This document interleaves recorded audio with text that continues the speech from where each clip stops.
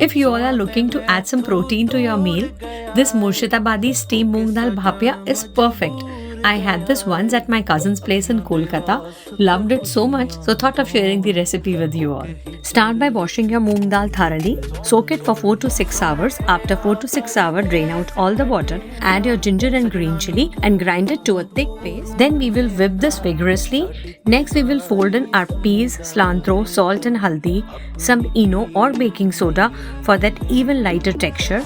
Mix this well and now it's time to steam. I have used these banana leaves for steaming. You can even use your greased idli mold for steaming, and they are ready to be steamed for 10 to 12 minutes.